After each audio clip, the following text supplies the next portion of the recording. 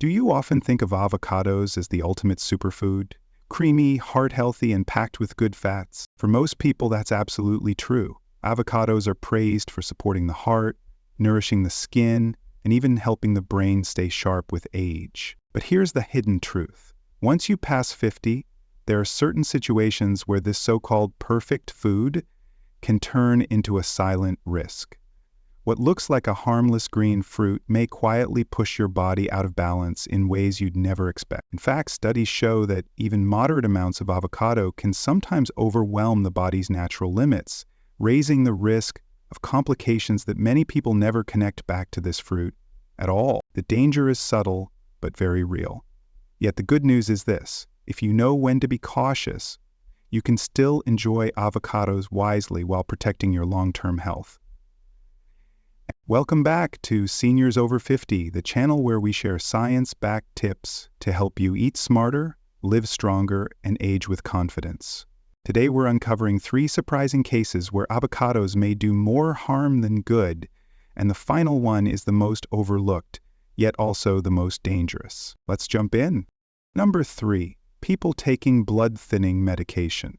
Warfarin. Avocados are widely regarded as a heart-healthy food because they are rich in monounsaturated fats, fiber, and antioxidants. However, for individuals who are prescribed blood-thinning medications such as warfarin, avocados can become a dietary hazard if consumed without caution.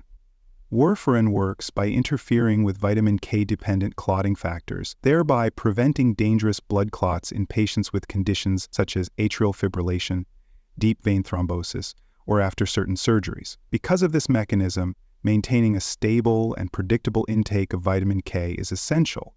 Sudden fluctuations in dietary vitamin K, especially from foods like avocado, can significantly alter the effectiveness of warfarin and increase the risk of either clotting or uncontrolled bleeding. The nutritional content of avocados reveals the root of the problem.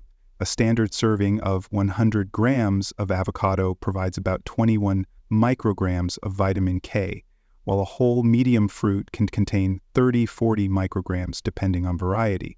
For context, the average adult daily requirement is around 90-120 micrograms, according to the National Institutes of Health. This means that eating just one avocado could contribute nearly 1/3 of daily vitamin K intake. While this amount is beneficial for the general population, for warfarin users, it may be enough to destabilize carefully balanced blood levels. Clinical studies highlight the importance of vitamin K consistency.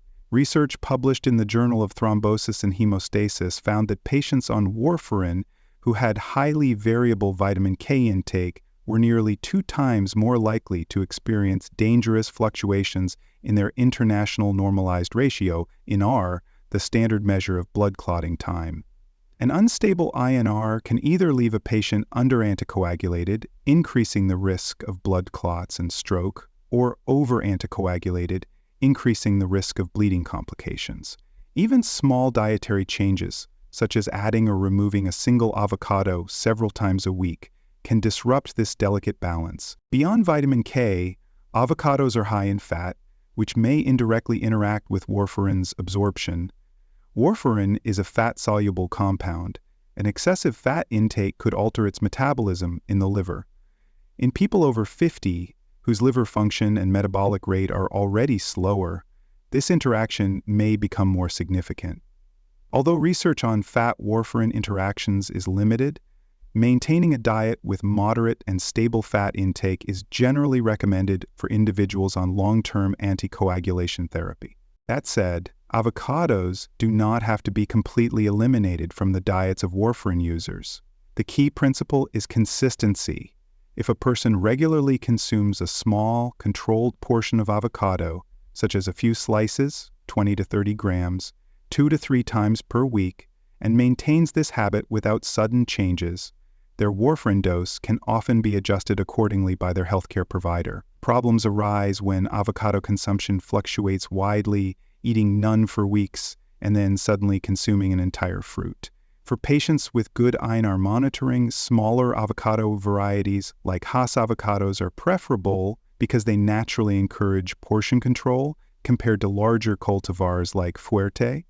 Another safe approach is to incorporate avocado in diluted forms. For example, blending a small portion of avocado with vegetables in a smoothie or mixing it into a salad, where the serving size is strictly measured, can reduce the risk of consuming excessive vitamin K in one sitting. On the other hand, processed avocado products such as guacamole dips with added oils and seasonings should be avoided, not only because of portion size uncertainty, but also due to their high sodium and fat content, which can further complicate cardiovascular health in patients already at risk.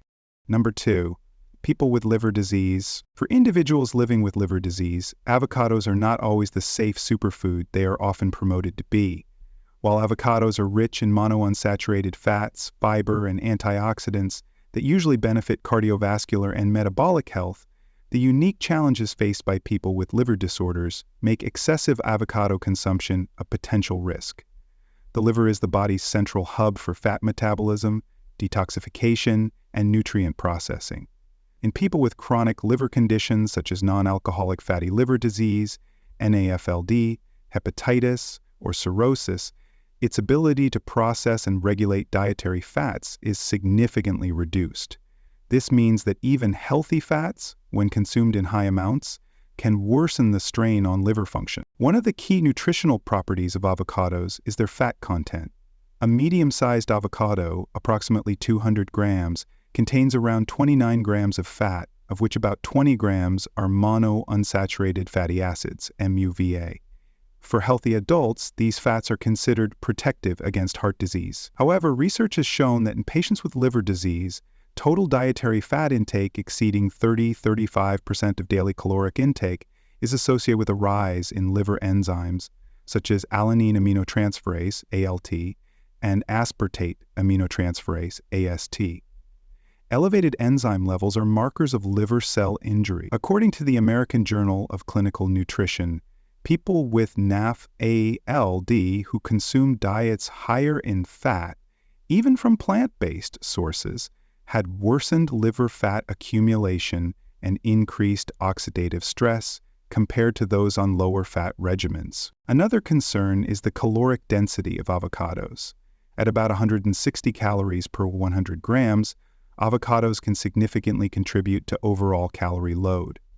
For individuals with cirrhosis or advanced liver disease, excess calorie intake, especially from fat-rich foods, can accelerate hepatic fat storage, lead to weight gain, and contribute to metabolic syndrome. These factors increase the risk of progression from simple fatty liver to steatohepatitis, fibrosis, and ultimately cirrhosis.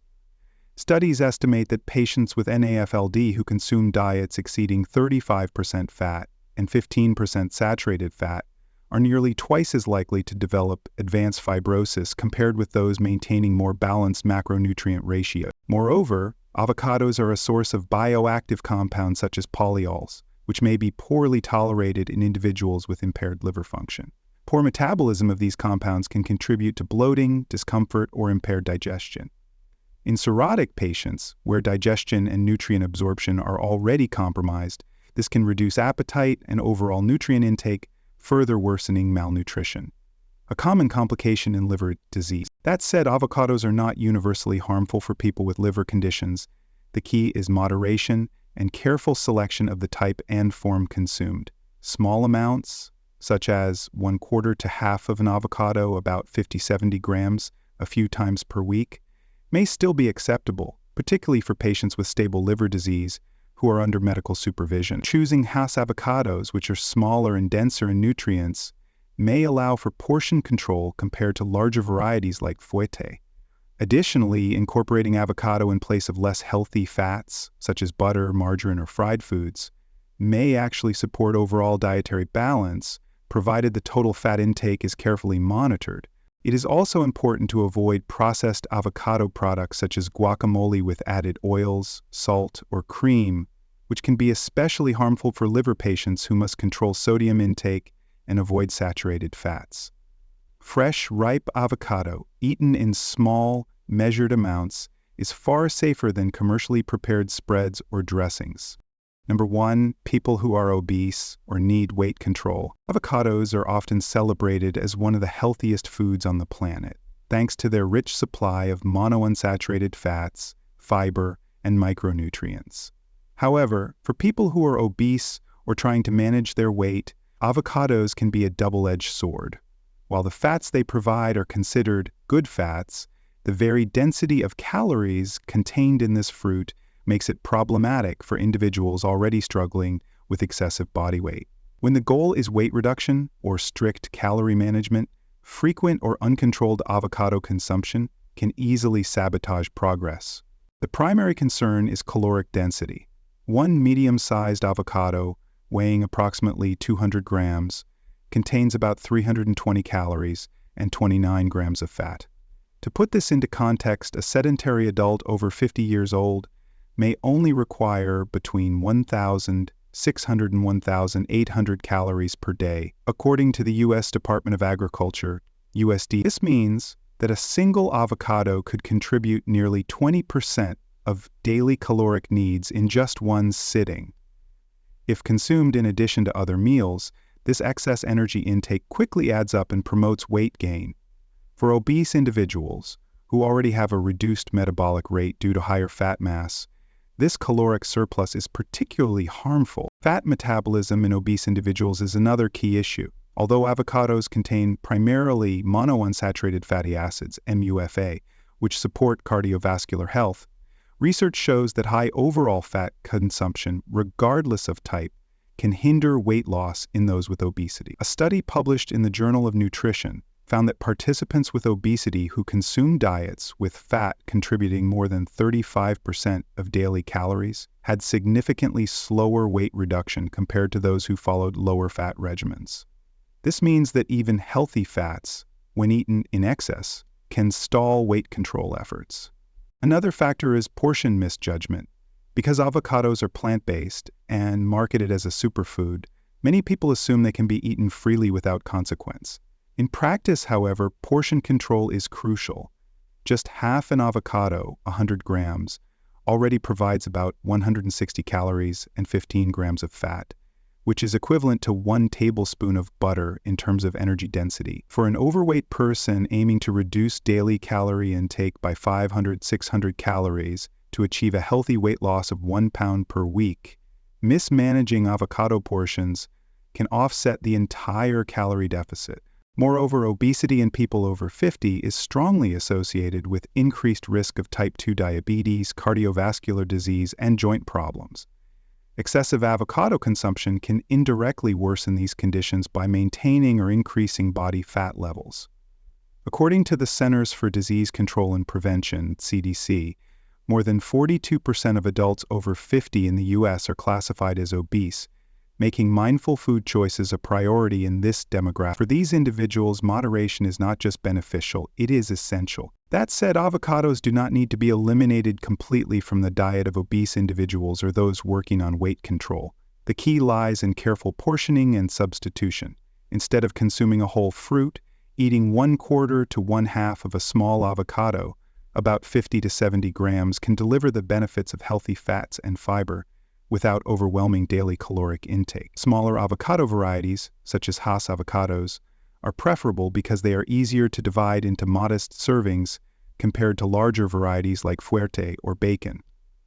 Preparing avocados as a spread on whole grain toast or mixing small cubes into salads can provide flavor and satiety while controlling energy intake. It is equally important to use avocados as a replacement rather than an addition.